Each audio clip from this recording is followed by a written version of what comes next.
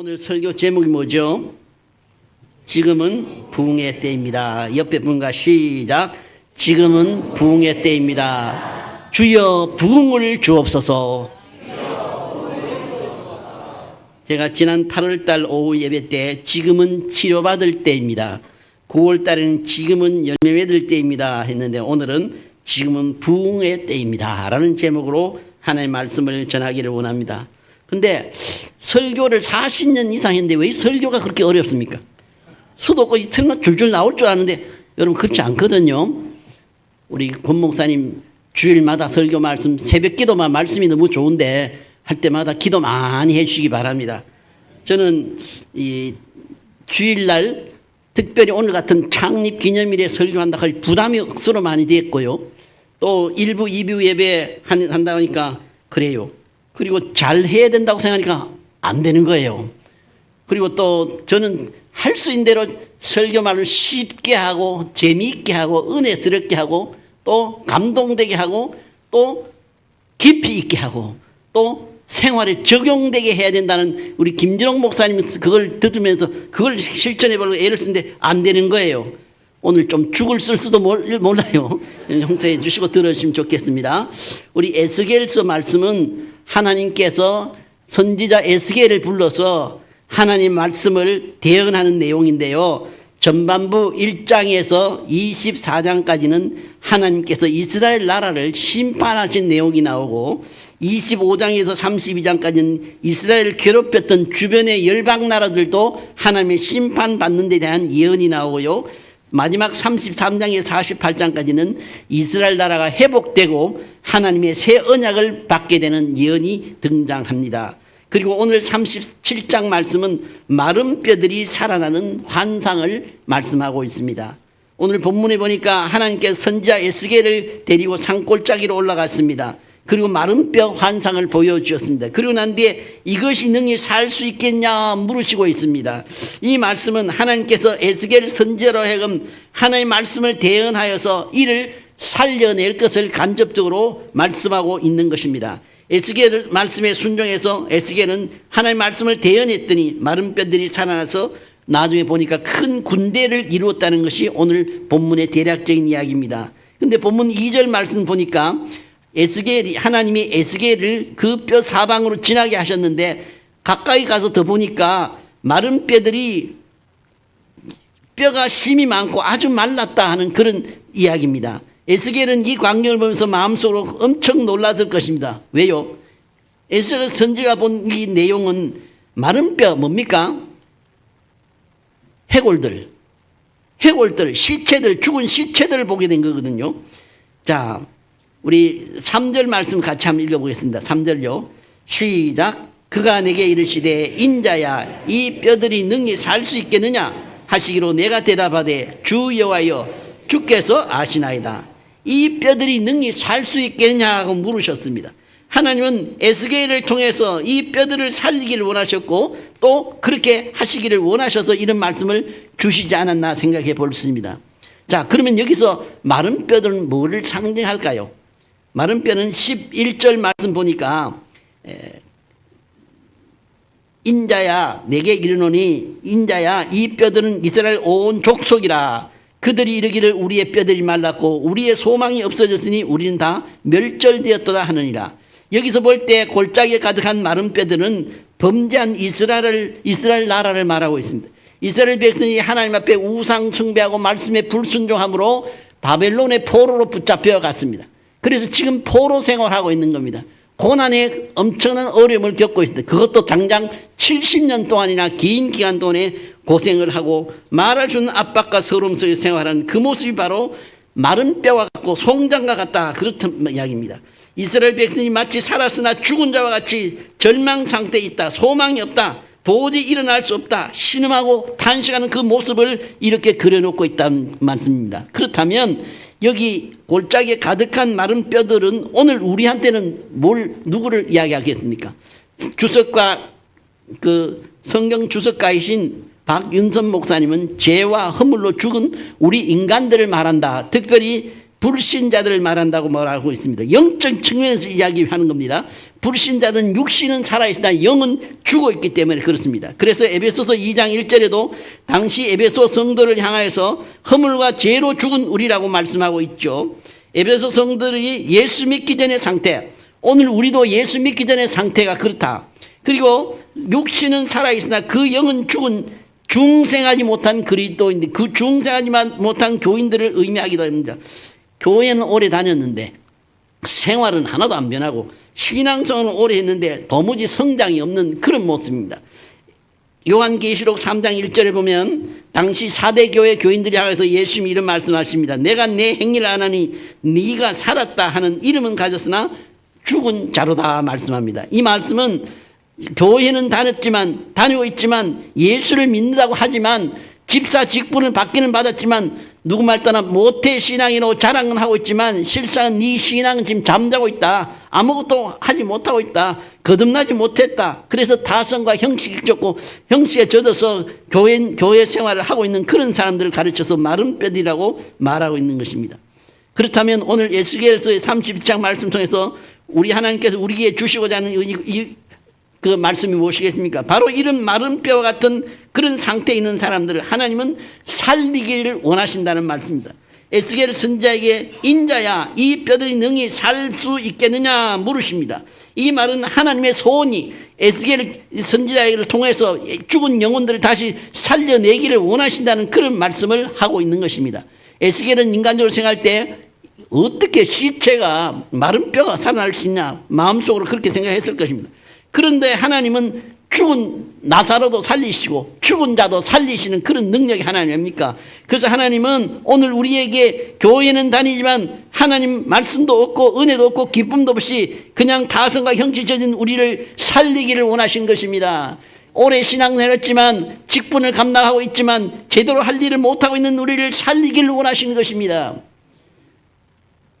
살린다고 이야기하니까 제가 그 유튜브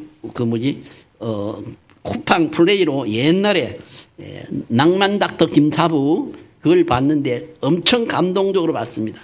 낭만 닥터 김사부 하는 거기 보면 주인공 김사부라는 사람이 좀 개짜긴 한데요. 의사로서 얼마나 참 좋은 일을 하는지 그리고 그분은 명예와 권력과 돈과는 상관없이 이 시골 돌담병원 강원도 정선에 가가지고 환자들 돌보는데 무조건 자기는 살린다, 생명 살린다, 병든 자 살린다는 여기에 목적을 두고 있습니다.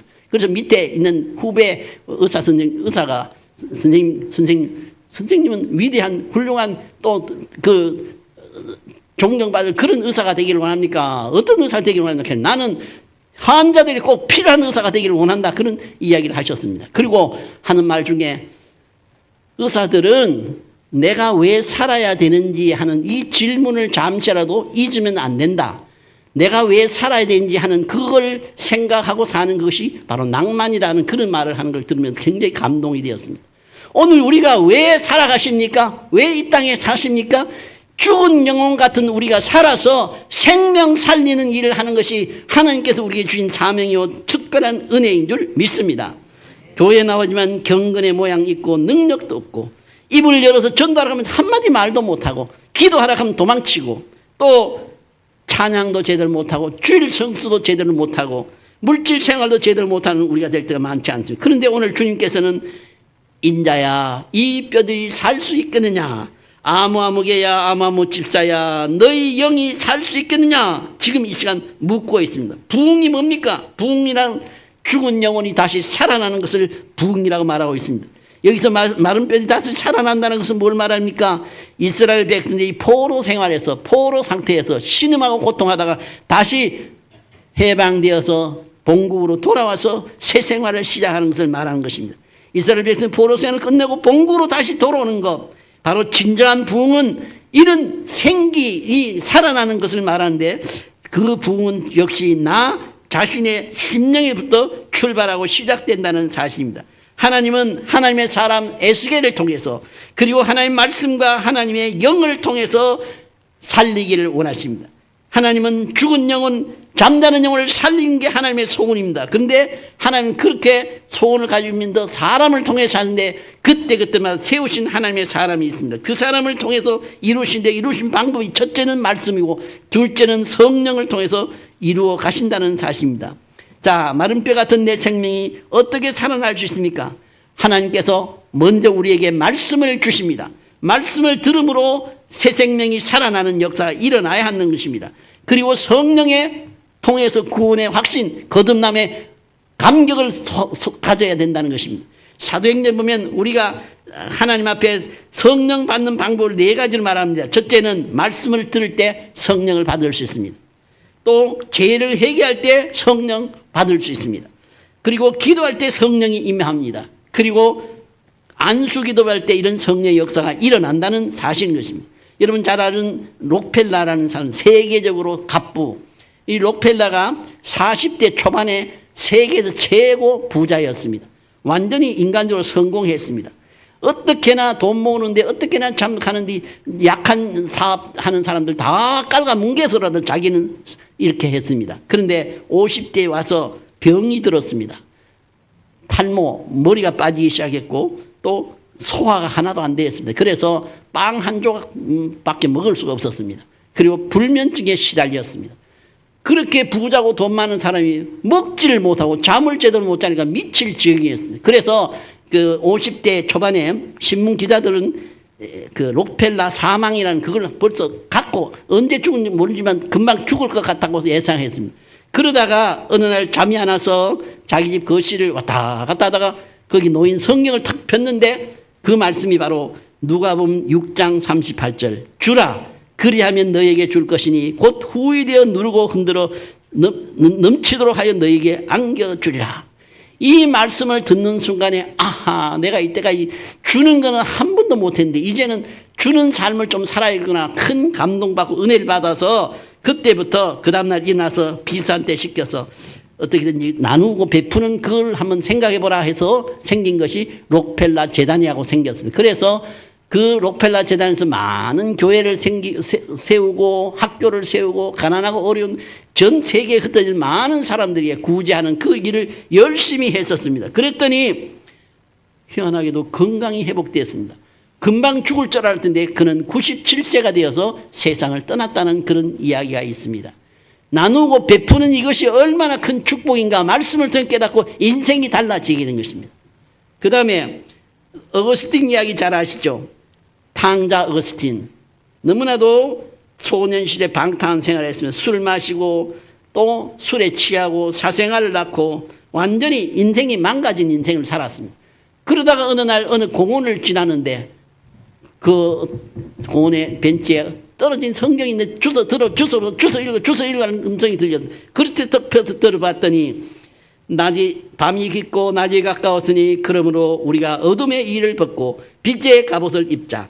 낮에와 같이 단정히 행하고 방탕하거나 술 취하지 말며 다투거나 시기하지 말고 오직 예수를 옷 입고 정욕을 위하여 육신의 일을 도모하지 말라는 로마서 13장 12절 13절 말씀이 꽉 귀에 눈에 들었습니다. 그 일을 통해서 그 사람이 변화되어서 위대한 성 어거스틴이 되었고 또 훌륭한 참회록을 써서 많은 사람들이 감동을 주었습니다. 이건 뭘 말입니까? 우리가 하나님의 말씀이 그만큼 중요하다. 말씀이 사람을 변화시킨다는 걸 말해주지 않습니까?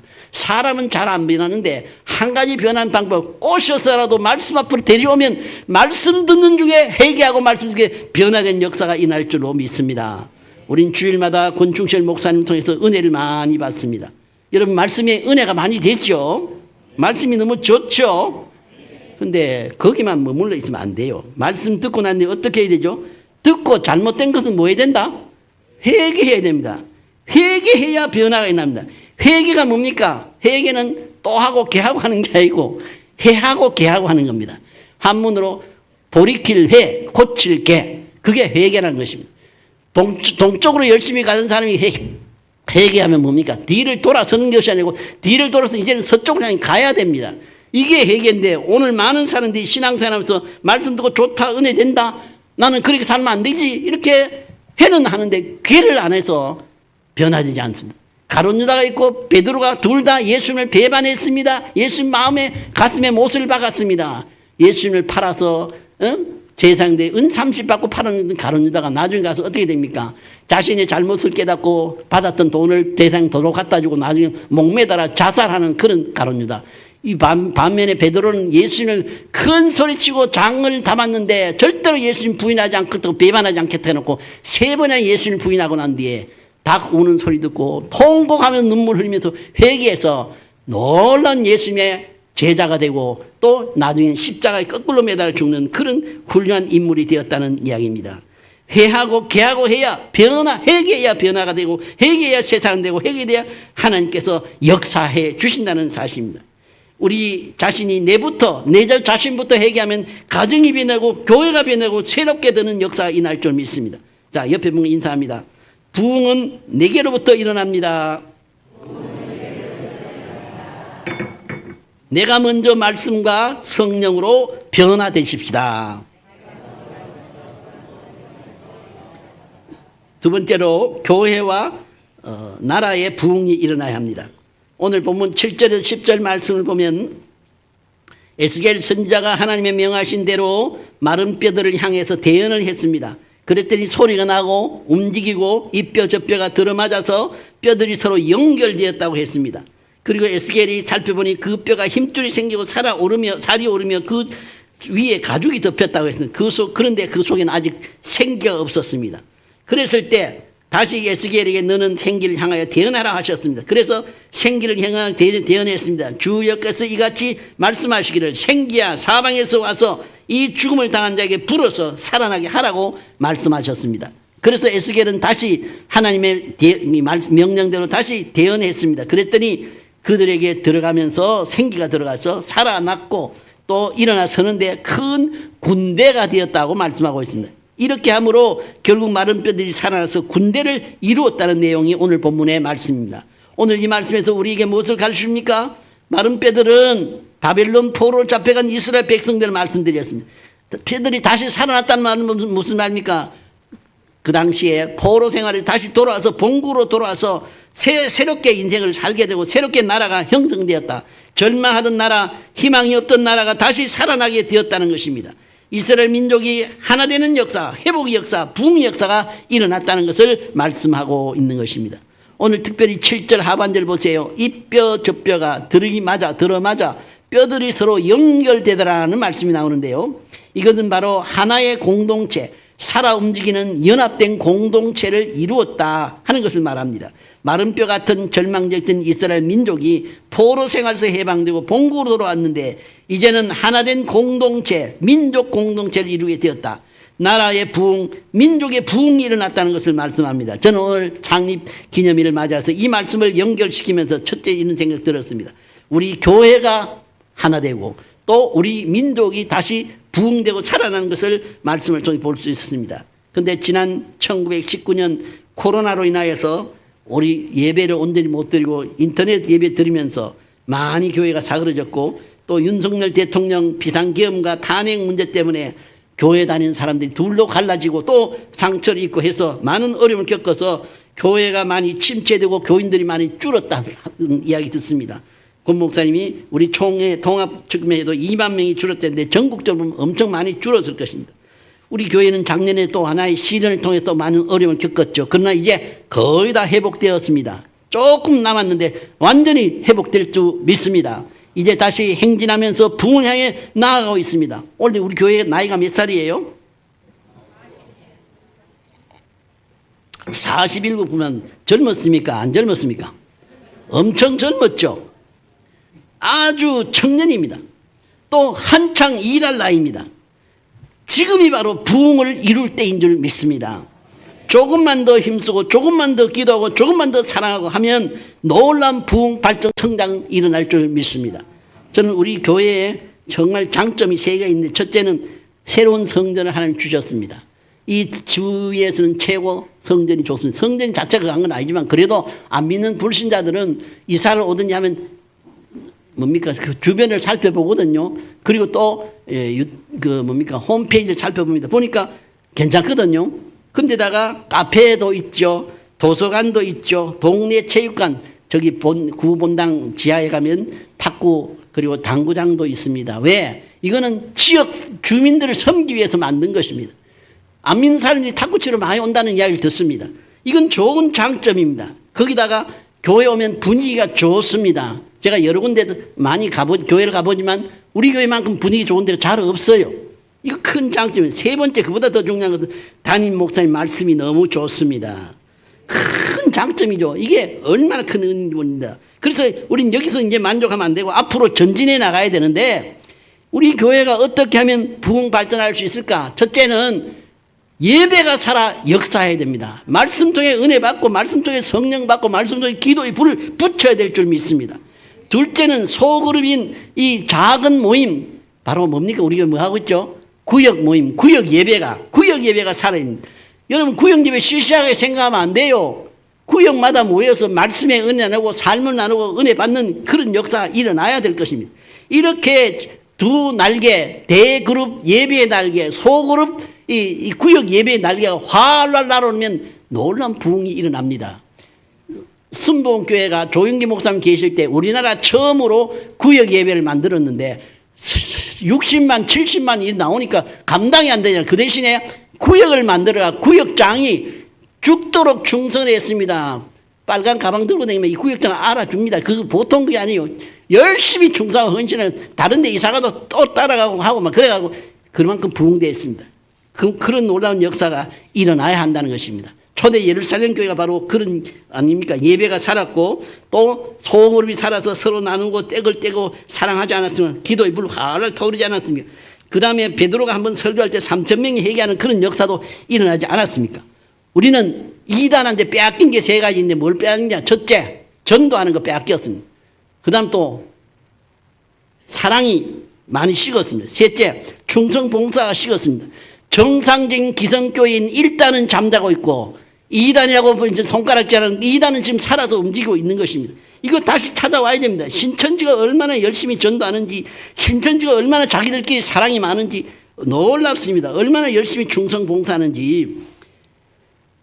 수년 전에 신천지를 CBS 기독방송에서 막 이단이라고 하면서 막 홍보를 했더니 한번 제가 그 근처에 버스를 타고 돌아오는데 CBS 방송 앞에 보니까 청년들이 하얀 옷 입고 막 시위하는데 얼마나 많은 청년들이 거기서 하는지 몰랐습니다. 그리고 몇 년 전에 아저씨 대구 스타디움에 신천지 집회를 했는데요. 10만 명이 모였는데 그날 또 그 길을 지나갔더니 얼마나 버스하고 차들이 많은지 막 줄비하게 있더라고요. 우리 교회가 대구 연합 부활절 예배하면 사람이 얼마나 모입니까? 한 2~3만 명 정도 올까 말 건데 10만 명이 모이더라고요. 놀랍습니다. 이런 그 역사를 다시 한번 한국교회 옛날에 100만 명이 여의도 광장에 모였던 그 역사를 다시 일으켜야 될 줄로 믿습니다.